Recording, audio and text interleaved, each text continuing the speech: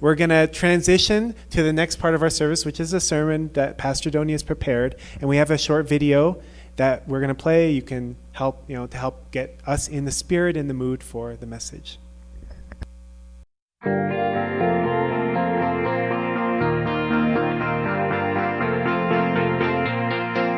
You're calling me over, you're pulling me close, with love you surround me, you give me hope, yeah, you're taking me deeper, you're making me whole, with grace you redeem me, yeah, you restore my soul, now I'm made new because of you, yeah, you hold my head up, you remind me who I am, you hold my head up, I'm alive in you again, I'm made new, I'm made new, you're making me stronger, you're healing my heart, with your hands you hold me in, you set me apart, now I'm made new because of you, yeah, you hold my head up, you remind me who I am, you hold my head up, I'm alive in you again, I'm made new, I'm made new.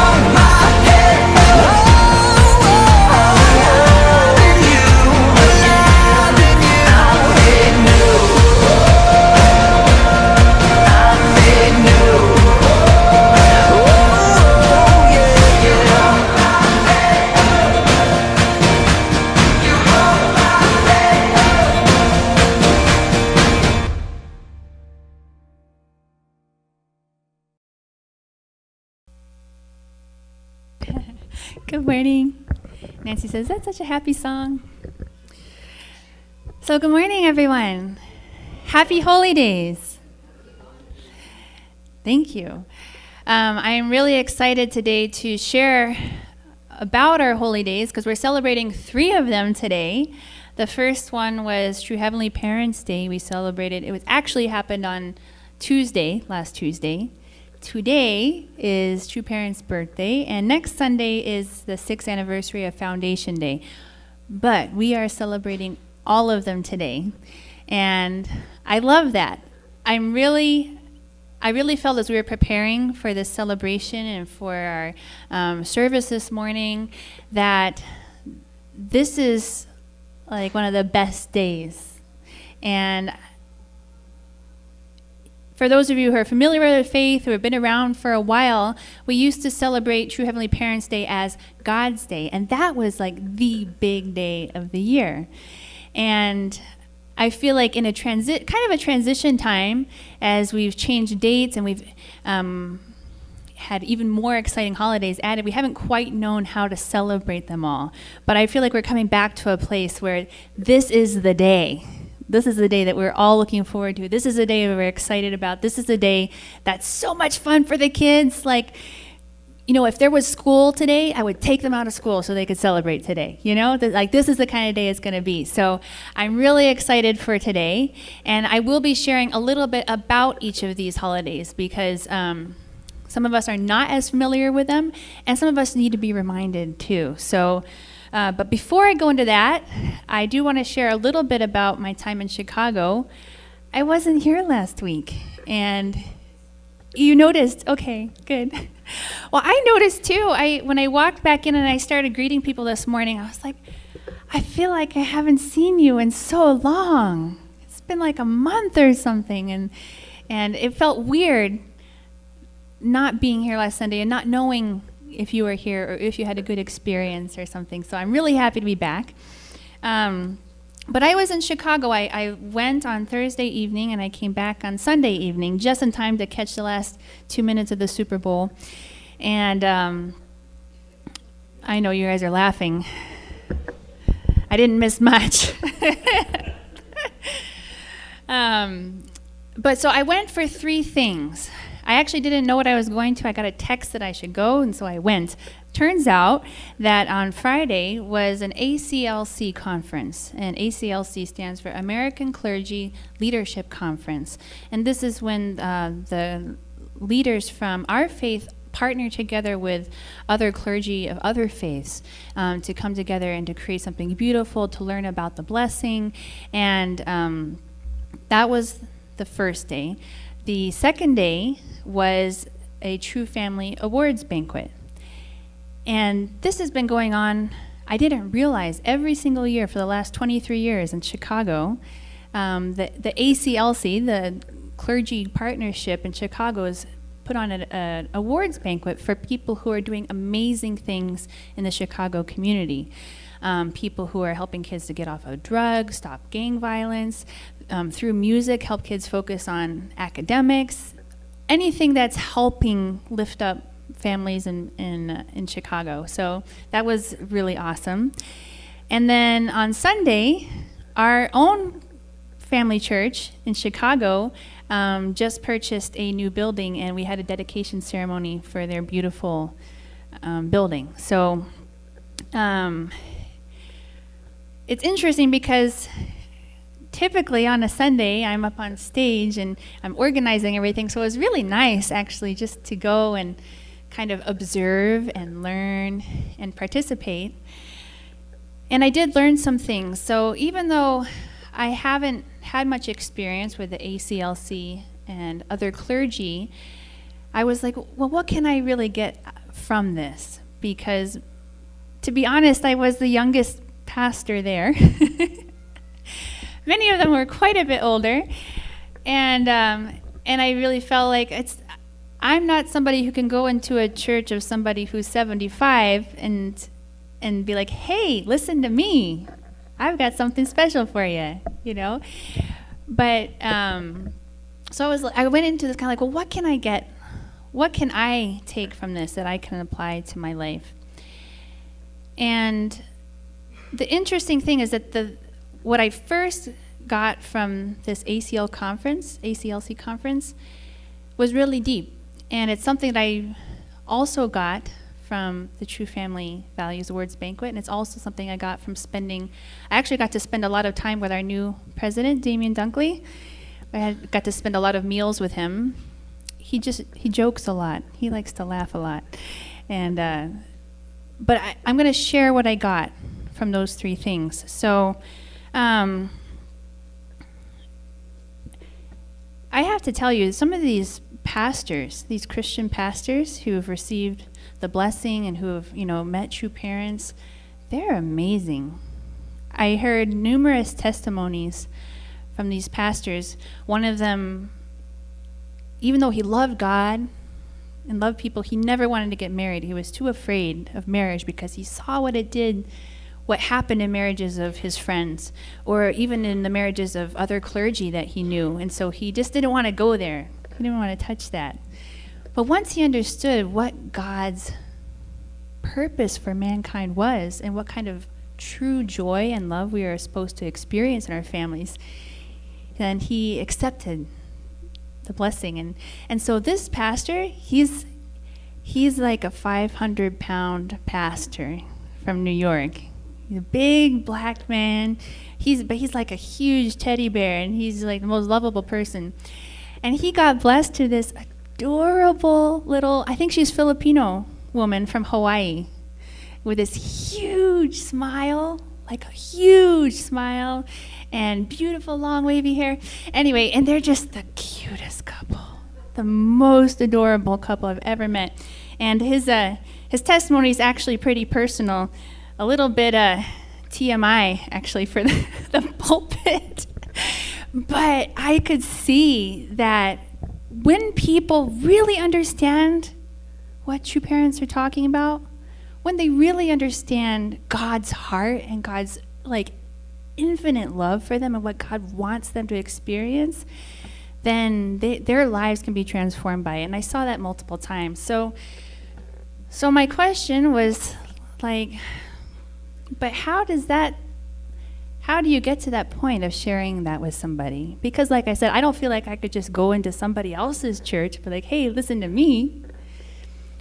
And if some of you know Mark Abernathy, he's a Christian pastor in Georgia, and he's got a fantastic ministry. He's been married for 41 years. He has children and grandchildren, and his ministry is sharing the blessing.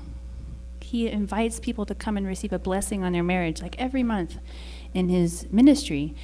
But something that he was sharing is, pastors are some of the most, I'm not complaining here, but typically, pastors are some of the most overworked, underpaid, underappreciated people in this world, or at least in America. And he listed off all these statistics that over half of pastors in America actually suffer from depression. Many of them feel that they don't get to spend the time with their family that they know that they should be investing into their family. Many of them quit. And it was shocking how many statistics he shared. But then he said, but you know what pastors really need? They need a friend.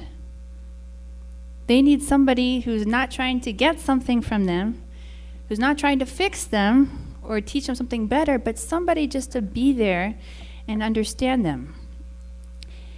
And then the next person went up and they talked.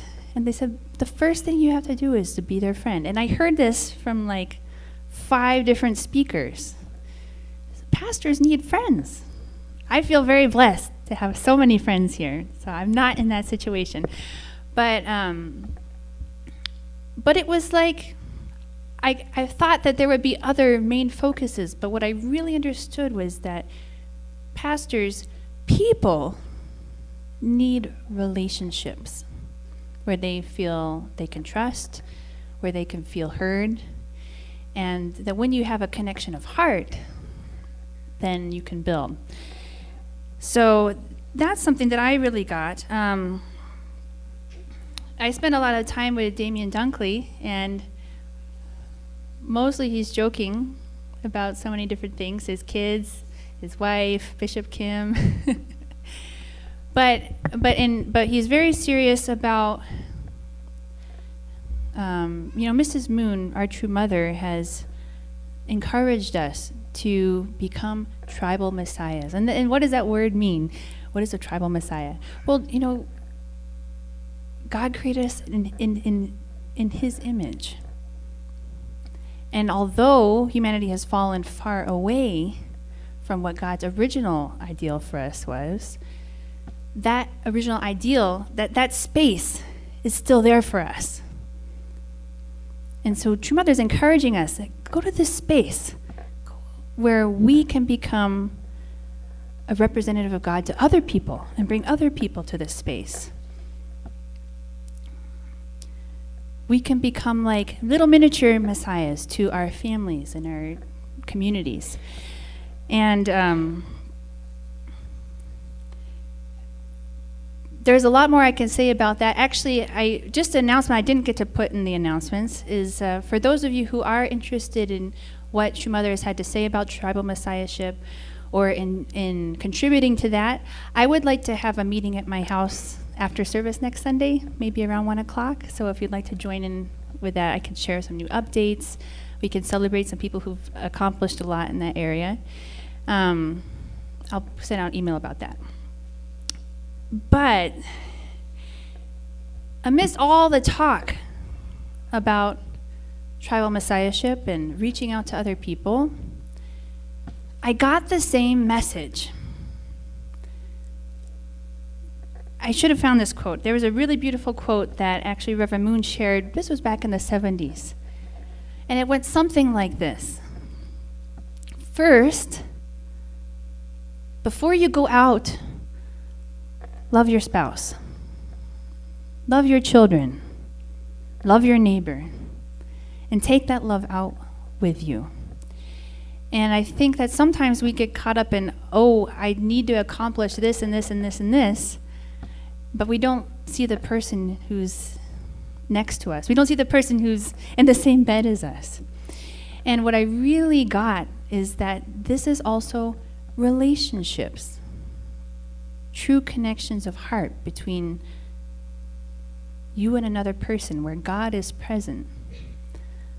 That's where it all begins.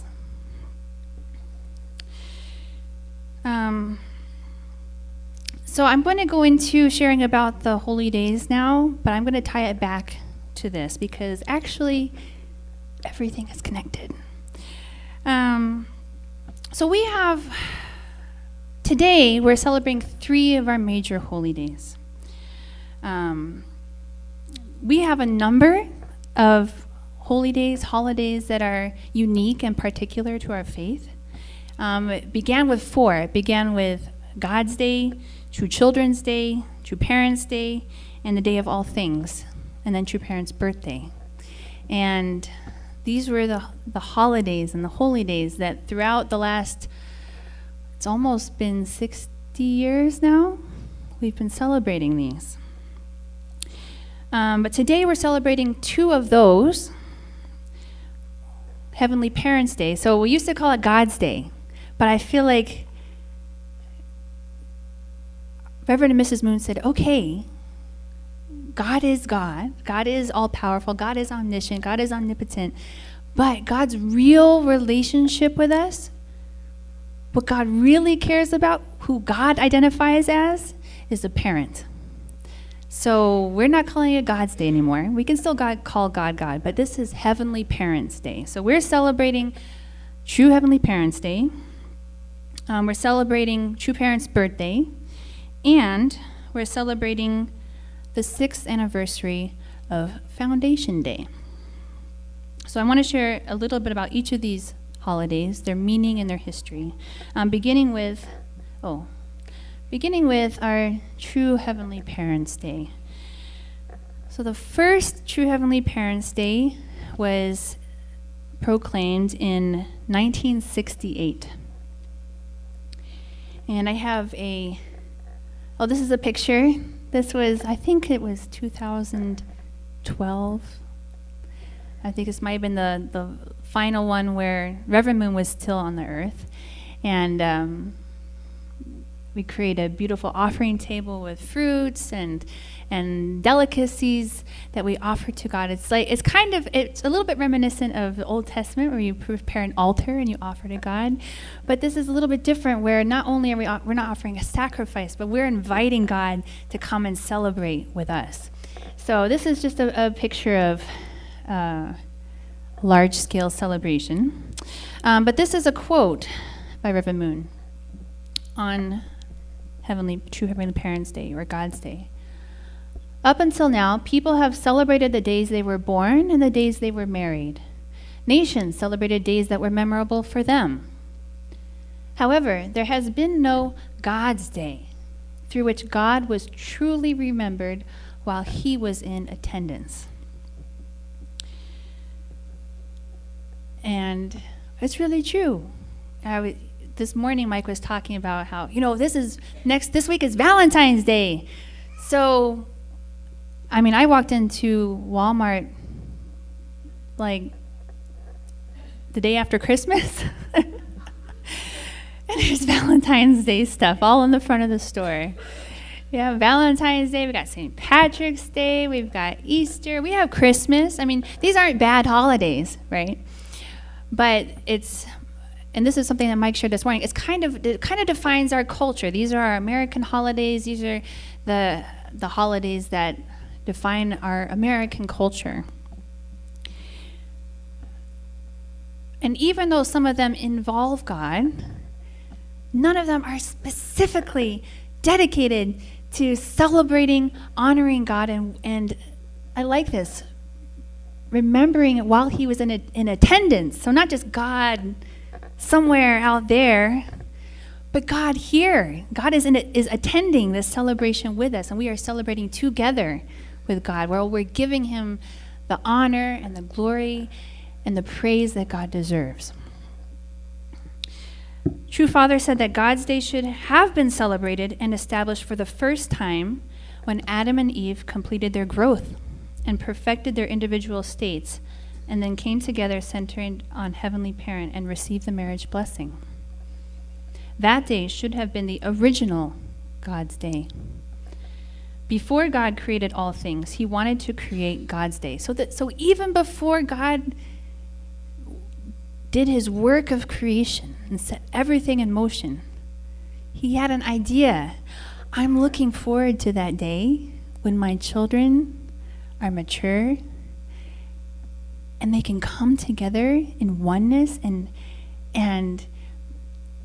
Adam, who represents my masculine side, and Eve, who represents my feminine side, become one. And it's like I'm them and they're me, and there's no separation. Like, mind-blowing kind of concept, but God was excited for that, looking forward to that. He wasn't looking forward to a day or like an offering table, but God was looking forward to that experience of the first God's Day.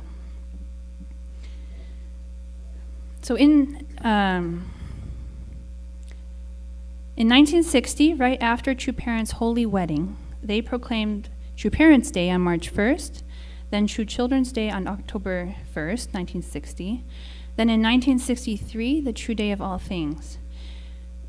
And True Parents tried to offer all of this to our Heavenly Parent before 1968. So it was on the culmination of all this that they could finally say, okay, God, this is your day.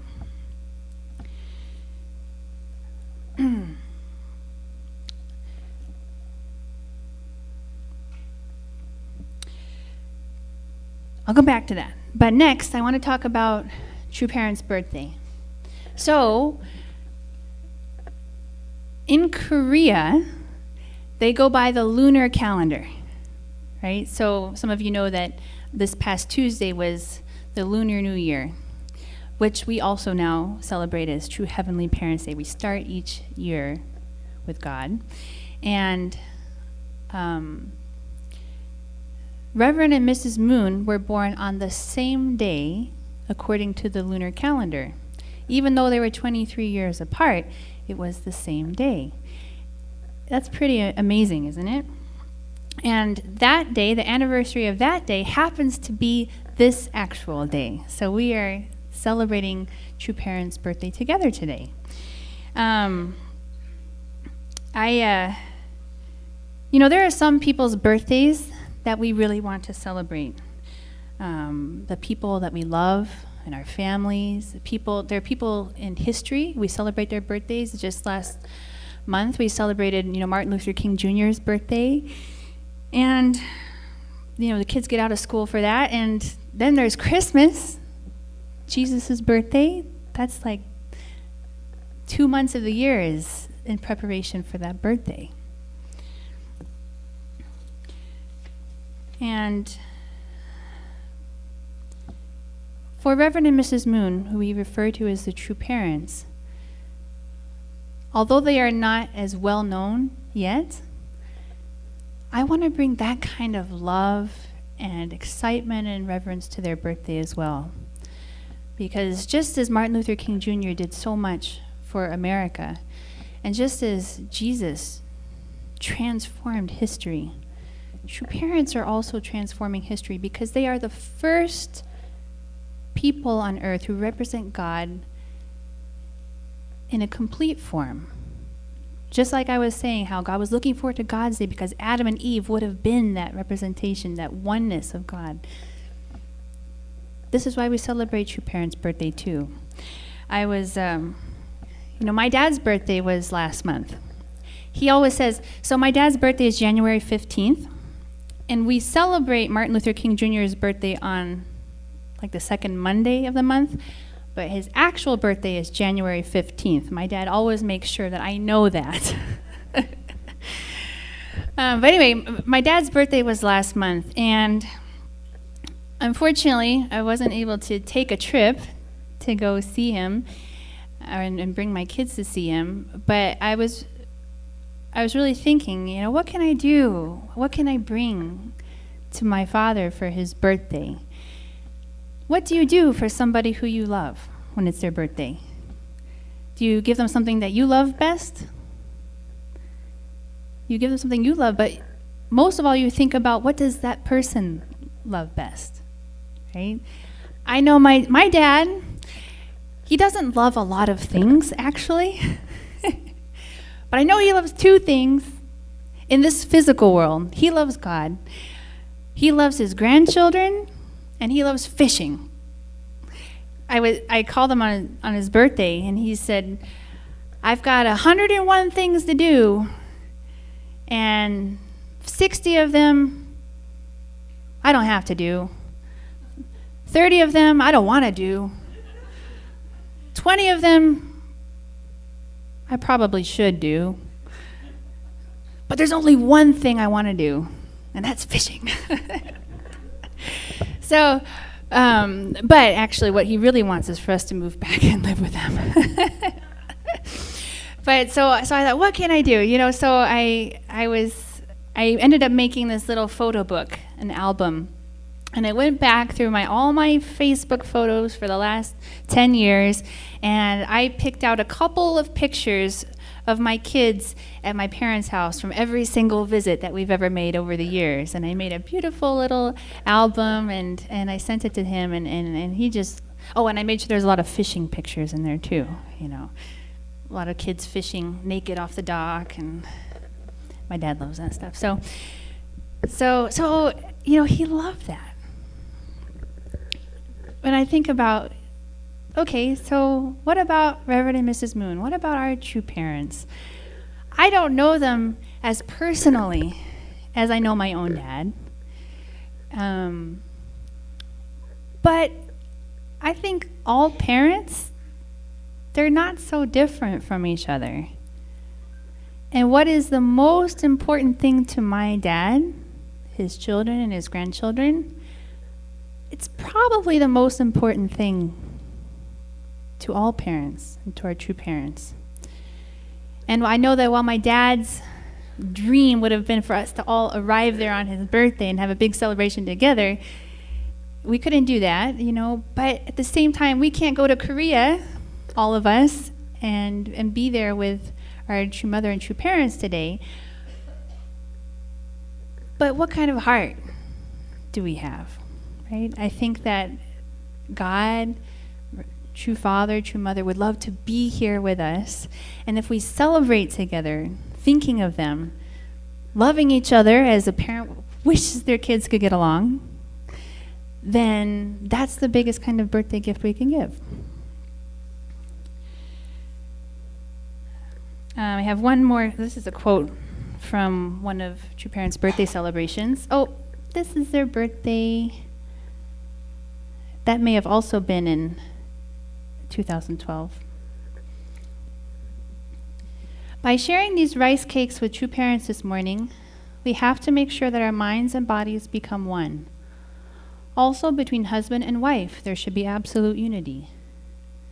Between families, nations, and the world, absolute unity should be obtained before sharing this precious food with true parents. That's the desire for there to be oneness and peace. As blessed couples, we offer a pledge service with our families. After the pledge service, we are supposed to share holy food among our family members. Originally, Adam and Eve, without the fall, were were supposed to share this kind of food with their family members centered upon God. But due to the fall, this did not take place. Therefore, as Unification Church blessed couples, we are the ones who are doing the will of God, which was originally the responsibility of Adam and Eve's family. So, through our celebrations today, we can bring the same kind of joy to God that God has been wanting to see. I also like this part here about, actually a lot of this is talking about food, rice cakes, sharing with your family members, sharing with your brothers and sisters. When I was at the ACLC conference this last weekend, so Bishop Kim, it's so cute. He's called Bishop Kim, and he's this older Korean man, and he's been newly inaugurated as a co-chairman of the American Clergy Leadership Conference. And so he was giving his acceptance speech and stuff, but then he was like, but you know what? I remember a lot of conferences like this. We've done many things like this, but the most precious memories, said the most precious memories are at snack time, dinner time, fun times.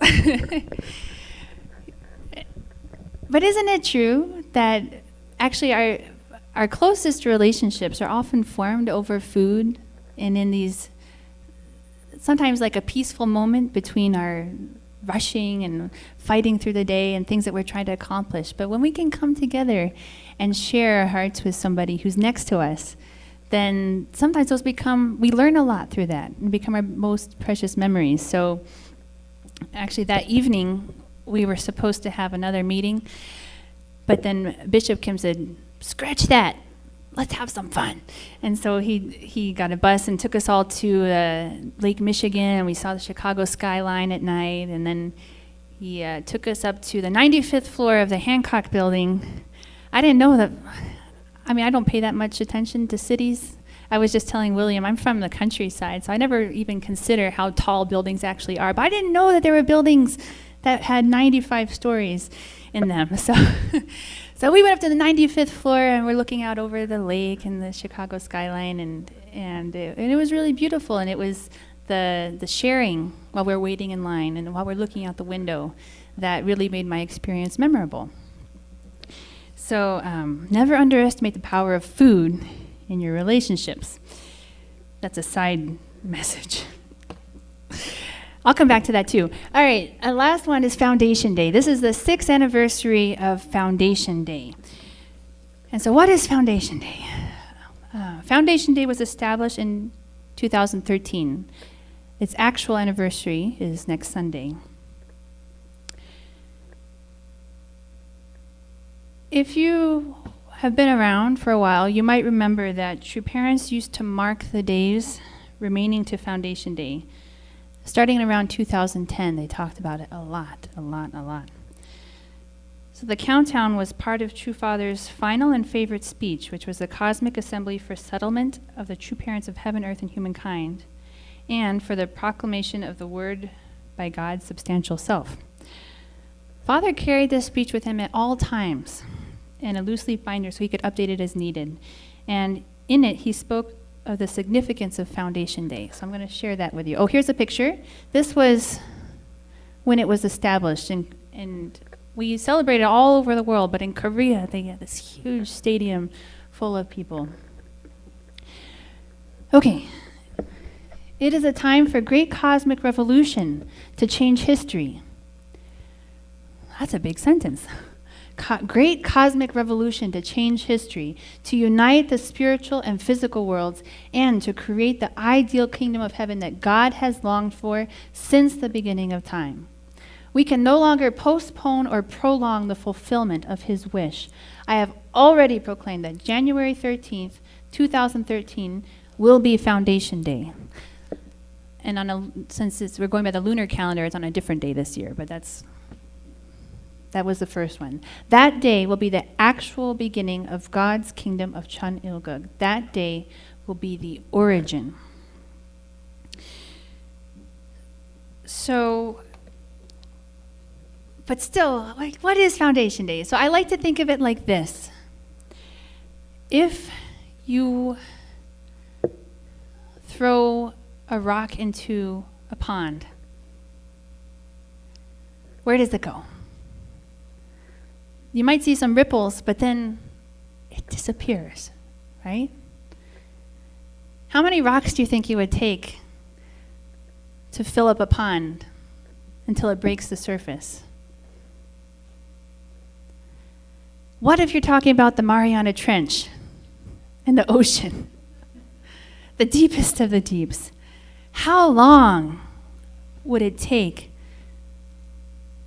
to throw enough stones into the ocean to break the surface? How many thousands of years of throwing stones? How many thousands of years, switching from the analogy here, how many thousands of years of people's efforts does it take before you can break the surface? Because Adam and Eve, although they didn't know what kind of effect their actions would have, they took humanity so far away from God's heart. We don't even recognize it because we don't know what it's like to be in God's heart. We might think we're living in the sunshine when we're actually at the bottom of the Mariana Trench. Not anymore, but in the beginning. The Old Testament. Thousands and thousands of years of people's sacrifices and people's prayers and people's efforts and people's failures. All a stone thrown into this deep trench. But Foundation Day, true parents are proclaiming this is the day when we break the surface. Our efforts are no longer sucked into the void. Not that they didn't make a difference, right? We couldn't have a Foundation Day if we didn't build it up there. But we couldn't see the results. We couldn't feel the successes. How many saints and sages and people in the Bible and people throughout history gave their lives, even their very lives and their families, and never saw and never experienced God's true love. But your parents said, not anymore. I think some of us, when we heard Foundation Day, we're like, oh, this is the day that everything is going to be fixed and the kingdom of heaven will be here. And, not necessarily, but now there's something to build on. The foundation is here. And so now, from that day 6 years ago, the efforts that we make, they're here. They're not sinking into the depths. We can see substantial results of our efforts. We can see our victories. Maybe some of you are thinking, well, I don't. Really? God sees it. That is the significance of Foundation Day. And,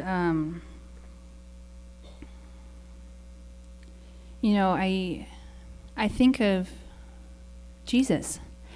And his disciples came to them and they asked, Lord, how should we pray? Isn't it, for us, prayer is not that unfamiliar anymore, but they were throwing stones. They didn't know yet. How shall we pray? And Jesus said, you pray like this. And the beginning of the prayer went, Our Father, who art in heaven, hallowed be thy name. Thy kingdom come, thy will be done on earth as it is in heaven. I feel like many of us forget that those words are in there. On earth as it is in heaven. Maybe because we couldn't see it, because our efforts were sinking. But I feel like this is the culmination. This is when this prayer is happening. People have been praying for this for 2,000 years. And now we can start to build the kingdom of heaven on earth as it is in heaven.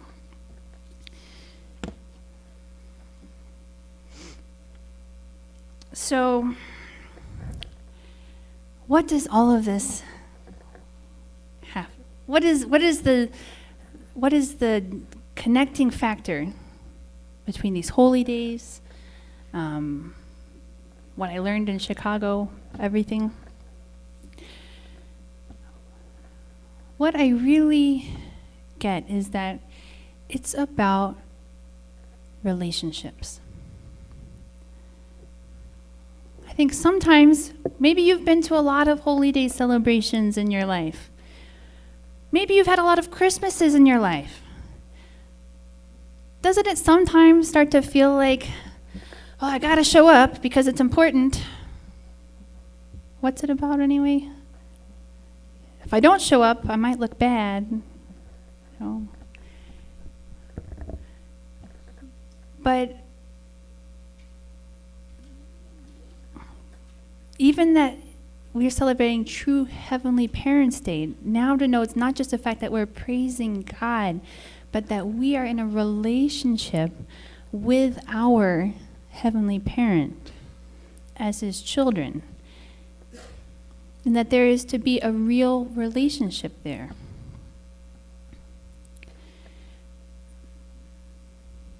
When we're celebrating True Parents' birthday, we can just cut the cake and sing happy birthday and go about our day. But what a parent's heart really wants is, my dad, he wants to talk to me on his birthday. Even though my birthday gift arrived about 2 weeks late, I know he wanted to hear from me. So we talked. God wants to talk with us. Your parents want to share their hearts with us. What I learned in Chicago, pastors, people, our spouses and our children, they're all longing for relationships of true love. And that's why we're even here on this earth. God wasn't like, well, I'll just experiment a little bit. Let's see. This kind of person looks okay. Yeah, all right, go off and do your thing. There was an intention behind creation. Not so that God could just create a beautiful world to look at, but so that God could have a relationship with each one of us. But relationships aren't always easy, are they? I was just thinking about some of the most deep, most heart-to-heart relationships when I really felt truly connected to somebody. I was thinking about my son, Aiden. And about 4 years ago, we were having a little bit of a tough time. I named him Aiden because Aiden means little fiery one. And I named him that when he was only about 4 months old in my belly. He wasn't even born yet, because when you have twins, you think maybe you couldn't tell which one is which. But I knew that the kicking on this side was definitely one particular baby whom I named Aiden. And he's a really spunky character, and he's got a lot of heart, and he's got a lot of fire, and he could be really stubborn at times. And I remember we were having a tough time where it was kind of like a power struggle, where I wanted him to do the things that I wanted him to do at the time that I wanted, by the time that they should be done. And he was like, no, I don't. And he didn't even say I don't want to. It was like, I don't. And he couldn't even express what he wanted, but it wasn't what I wanted him to do. And so one night we were trying to have a little family evening. We went to Chick-fil-A, and we had our food, and kids got to play in the play area. And then it was time to leave. It was getting late, the kids' bedtime. So we're trying to hurry everybody out the door. And Aiden's like, no, I don't. And he would not move. He wouldn't. And I had like coaxed him. In Chick-fil-A, there's a lobby area. There's the doors on the outside, and then there's doors to the inside. We'd made it to the lobby, but I could not move him. And I was faced with either, do I physically pick up this 6-year-old, carry him screaming to the car, shove him into his car seat, like, so that I can buckle him in and have him scream all the way home. And he was obviously going to be traumatized, but he was already like, you know, the crying where you're like, you can't even really breathe, and the twins, their faces turn all splotchy. Like, he was already getting to that point. So I was like, okay, do I traumatize him? But we can't just sit here either. But you know what I did? I sat there. So Mike had the other kids in the car, and I didn't know what to do, but I knew that I couldn't break my child. And I didn't know he couldn't express what he really wanted. But we ended up sitting down in the lobby of Chick-fil-A for about 45 minutes. People going in and out and trying to mind their own business, but quite concerned about the little child who's sobbing on the floor, you know. But I just sat there with him, and I held him. And after about 45 minutes, he was ready to go. But I don't even know if he remembers that, but I learned something. I learned a humility of heart that I had to have to reach somebody who's hard to reach. I learned that I have to sometimes set aside my own agenda for what I want the result to be, and be there for that person in whatever they're in. And that's one of my most precious memories with my son. That one night when we sat there in the Chick-fil-A lobby for 45 minutes. And I can name other experiences with my husband, with my dad. My most deep and memorable experiences of relationship and love usually didn't start out very rosy. They didn't just hop along with rainbows and butterflies. And I think it's the same way with God and us. What does God have to do to reach us? What do we have to do to reach God? I think it looks different for each one of us. What do we have to do to reach out to our brother, the family on the other side of the aisle? We have the ideal, and then we have the steps that we have to take and the work that has to be put in to get there. I think it all comes down to relationships and relationships of love. Again, this Bible verse came to me where Jesus said, "This is what you must do. Love the Lord your God with all your heart and all your soul and all your might." It doesn't just mean like, love God.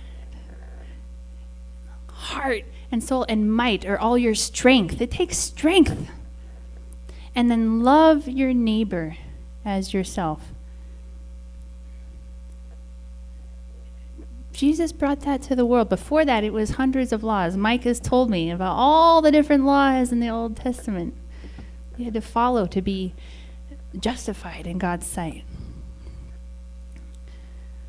But now, it's love God, love people. And it doesn't matter if you are in an American Clergy Leadership Conference, or if you're doing your tribal messiahship, or if you are working at your job, or if you're in your school. These relationships apply to everything And that's how we fulfill our purpose. So today, let's love God with all our heart, all our soul, all our mind. Give glory to God, give glory to true parents. And let's share that love with our brothers and sisters. I have one more quote. And this is a quote by True Father on holy days. So since we're celebrating 3 of them, it's a great quote. You should have a yearning heart for holy days. Only by establishing such a tradition can you build a life of tradition for your descendants. Holy days should be spent in joy while sharing everything with one another amid the joy of heaven. So I think that kind of encapsulates everything I talked about. Let's celebrate together and have a wonderful day today. Please join me in prayer. Heavenly Parent, good morning. Happy holy days, all 3 of them. God, my prayer this morning was not that we can see this celebration and this day from our own perspective. I myself grew up celebrating these holy days my whole life. But you have been yearning for a day when you could celebrate in the midst of your children for thousands and thousands of years. God, I pray that we can step out of our own struggles, our own selfishness, our own thoughts for a little bit, and that we can put ourselves in your shoes. We can love each other as you love each one of us. And I pray that we can celebrate this day and we can really establish this as a tradition of celebrating with you. I pray that this can be a day that we look forward to every single year, that we prepare for not only with games and prizes and food, but that we prepare for in our hearts, and that we use to remind ourselves that we are your children. And not just, you're God and we're our children, but that there is a relationship there.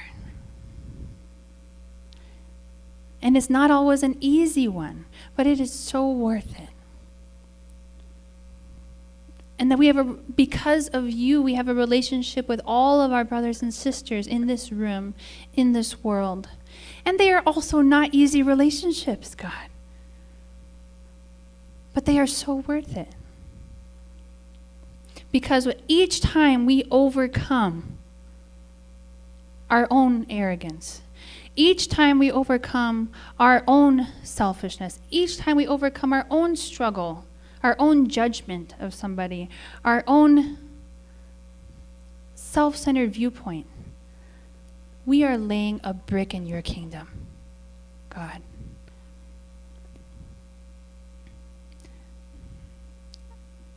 I do believe this requires some faith to know it, to believe it, and to act on it.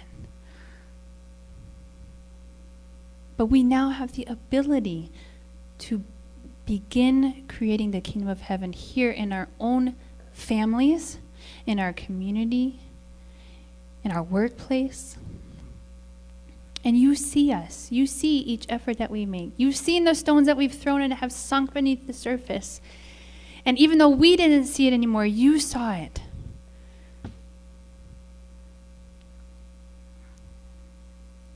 And even though we may not have confidence in the offering that we're making today, you see it.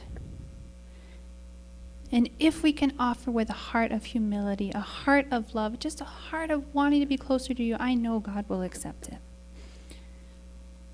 Thank you so much for your unconditional love. Please be with us as we celebrate today. Celebrate with joy and with food and with games and with prizes. And please be with us as brothers and sisters. And I offer this prayer in my name, Michael and Adonia Hentrick, a blessed central family. Amen and adieu. Thank you.